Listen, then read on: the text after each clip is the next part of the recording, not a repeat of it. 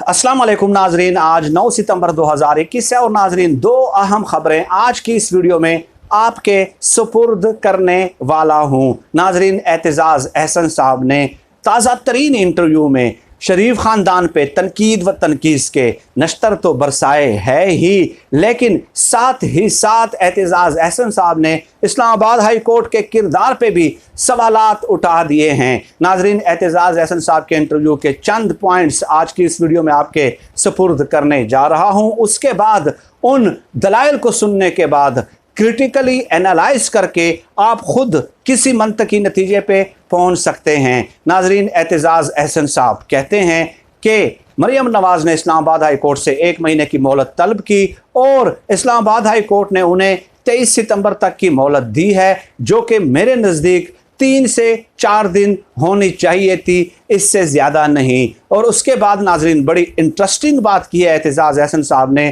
कि इस किस्म के जो केसेस होते हैं, ट्रायल केसेस जो होते हैं, वो नैब ऑर्डिनेंस 1999 के तहत उसूल ये है, कायदा ये है, ज़ाब्ता ये है, कानून ये है कि 3 महीनों में उसका फ़ैसला होना चाहिए।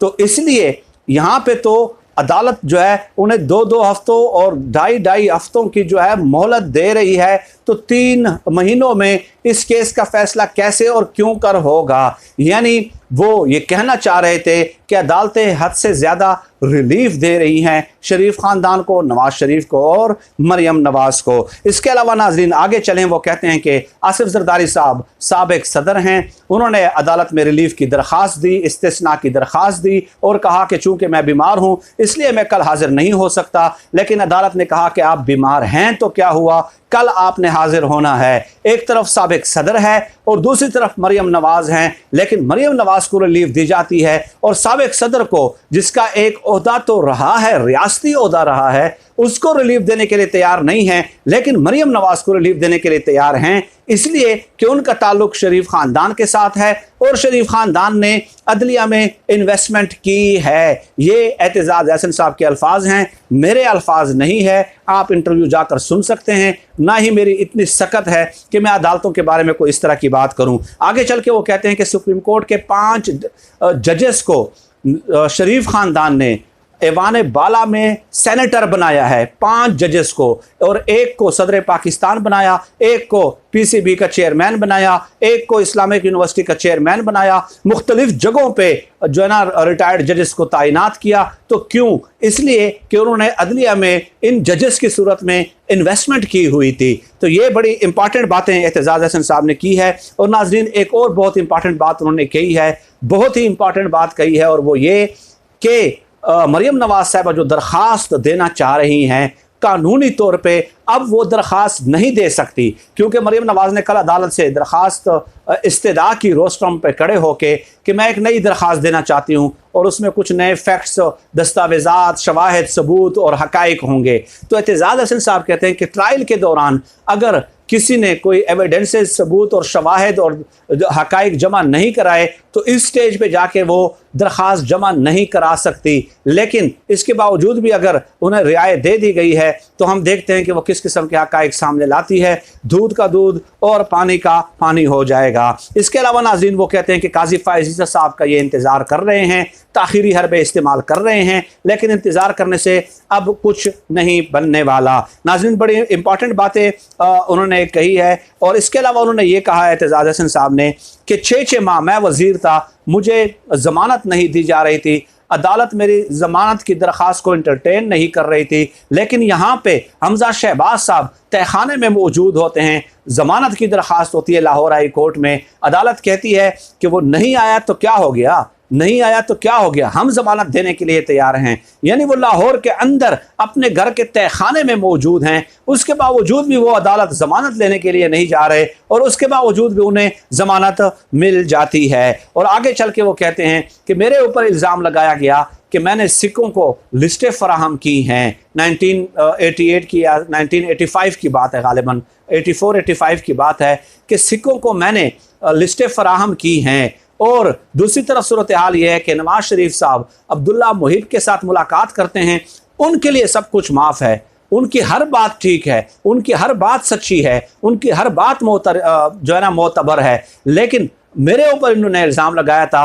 फिर एतजाज़ हसन साहब कहते हैं कि 4 आर्मी चीफ मेरे ऊपर लगाए गए इल्ज़ाम के बाद 4 आर्मी चीफ आए, 6 DGISI आए, उन्होंने एक ने भी इस हवाले से मुझसे सवालात नहीं किए। तो इसका मतलब ये हुआ कि मेरे ऊपर जो इल्ज़ाम लगाया गया था नून लीग की तरफ से वो झूठा था।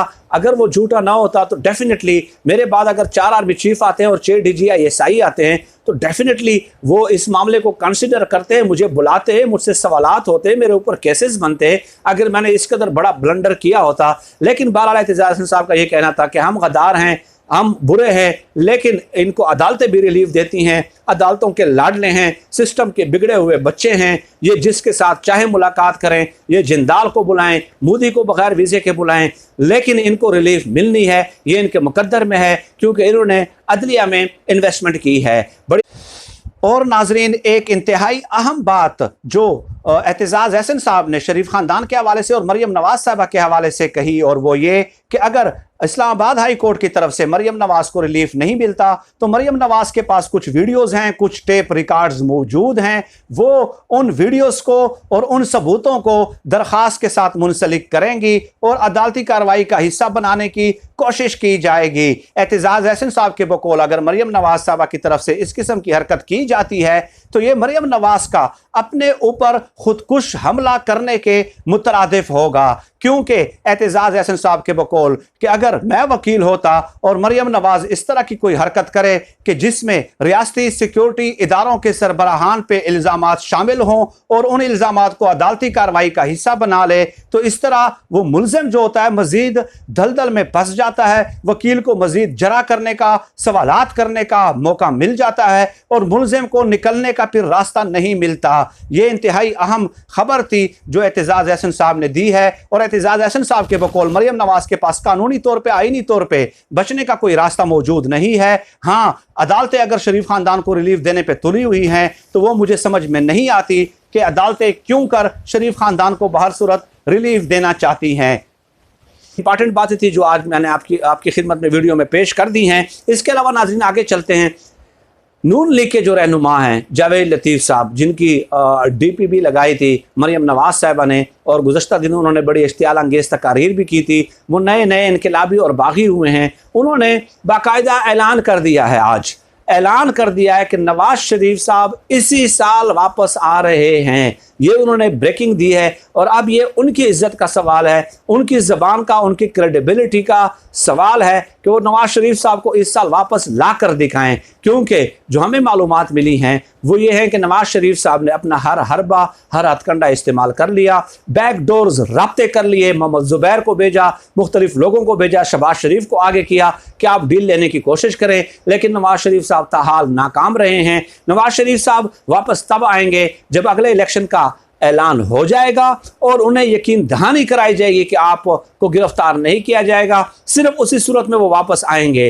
लेकिन जावेद लतीफ़ साहब ने नून लीग की तरफ से ये ऐलान कर दिया है कि नवाज़ शरीफ साहब इसी साल वापस आ रहे हैं। तो अब ये जावेद लतीफ़ साहब की क्रेडिबिलिटी का सवाल है, वो अपनी ज़बान पर पूरा उतर के दिखाएं। हम भी देखते हैं कि नवाज़ शरीफ साहब इस साल कैसे और क्यों कर वापस आते हैं। जब तक उन्हें ज़मानत नहीं दी जाती, जब तक उन्हें इशारे नहीं दिए जाते, जब तक उन्हें गो अहेड नहीं दिया जाता, उस वक्त तक सवाल ही पैदा नहीं होता कि नवाज़ शरीफ साहब इस धरती पे जो है, इस ज़मीन पे कदम रखना भी गवारा करें। क्योंकि नून लीग की एक पूरी तारीख है कि वो जेलों से डरते हैं, कैद व बंद की सोबतें वो बर्दाश्त नहीं कर सकते। आप पीपल्स पार्टी के साथ हज़ारों इख्तिलाफ करें, करोड़ों इख्तिलाफ करें, लेकिन माजी में ज़िया उल हक के दौर में भी उन्होंने बहुत सी मारें खाई हैं और वो जेलों में और कैद व बंद की सोबतें बर्दाश्त करने में जो है वो यदे तूला रखते हैं। ये एक फैक्ट है। लेकिन नून लीग की बहरहाल ये तारीख़ है और ये उनके DNA में शामिल है। नाज़रीन, फ़िल वक्त आज की इस वीडियो में इतनी गुजारिशात आपकी खिदमत में पेश करनी थी।